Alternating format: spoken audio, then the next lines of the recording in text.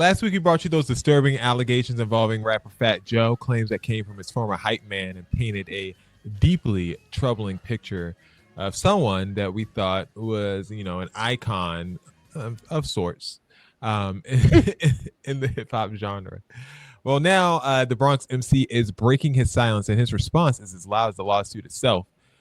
He responded on Instagram in a lengthy statement, as you can see here. We're not going to read the whole thing, blasting allegations as, quote, disgusting lies, and accusing his former hype man, Terrence T.A. Dixon, of betrayal and extortion. Dixon, who filed the federal lawsuit last week, claims that Joe underpaid him, forced him into thousands of sex acts in front of his crew, and even engaged in sexual relationships with underage girls, some reportedly as young as 15. Fat Joe didn't mention Dixon by name in his statement on Instagram, but he made it known that he sees this lawsuit as a coordinated attack on his name, his career, and his family. And he said, quote, "I've never let anyone on the streets extort me, so how would I let a crooked attorney and a coward ex-hype man extort me?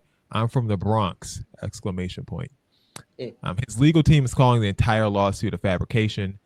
And another twist, as he said, Dixon's attorney, Tyrone Blackburn, was arrested in New York just days ago, accused of hitting a process server with his car. Blackburn's camp says that the arrest might have been a setup. Fat Joe ended his statement by saying, "You messed with the wrong one this time." So as we see, this is only getting more intense and honestly more complicated. On one side, you have these shocking allegations of Fat Joe, and on the other side, a very public denial and claim of assassination of character. So where do we land on all of this? Do you think Fat Joe's public denial can ever sort of override what has been filed in the courts so far? I think with the Diddy trial, it was a very necessary cultural reset, because like when there was like this time period where like women would come out with stories, or men would come out with stories, and people would be like, they lying. Then things changed with the Me Too movement. Diddy came out with a story.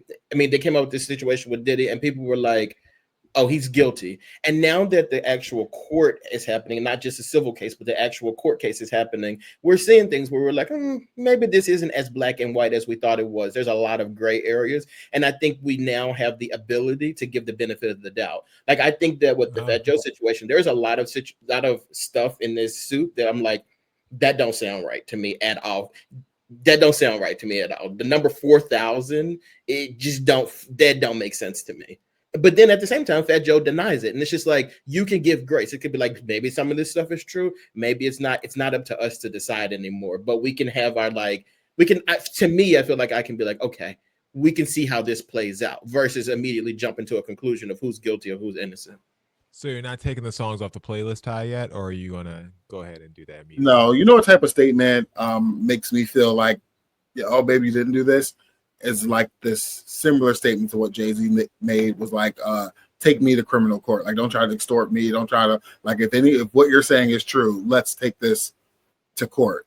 That's what you're going to have to hear from these people. Otherwise, it's always going to be all gray area. I don't know what's happening. We'll play it out. Fat Joe needs to copy and paste that statement. Take your evidence and take me to court. All 4,000 of this, everything.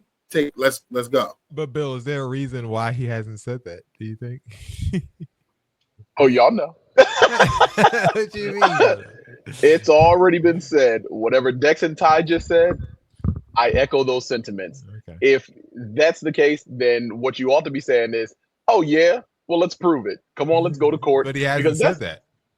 Well, that's not up to me to decide. I didn't go to law school. I am neither judge, jury, nor executioner. You don't be Nancy Grace? What's going on?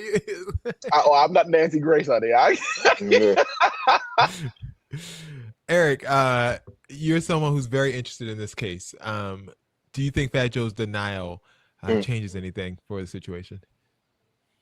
Not really. After seeing some of these court cases lately, everybody's subject to change. So I don't trust anyone at this point. Like, but getting a 15-year-old BBL is kind of crazy talk to me. Hold, that was one of the allegations. Let's explain that a little bit. So yeah, what was said there? Go ahead. That he got a 15-year-old BBL. Like, and this is one of the ones that he's accused of having relations with. Yep. one of the 4,000 that he's accused of having relations with, or forcing TA to have relations with. Yeah, this is wild. I don't. This is this. I like bring them to court. Bring on 4,000 of them. You got a case. If this didn't happen, I'd be like, bring forth all these people to the courthouse and prove any of them, because it didn't happen. Here's the thing about that, though, right?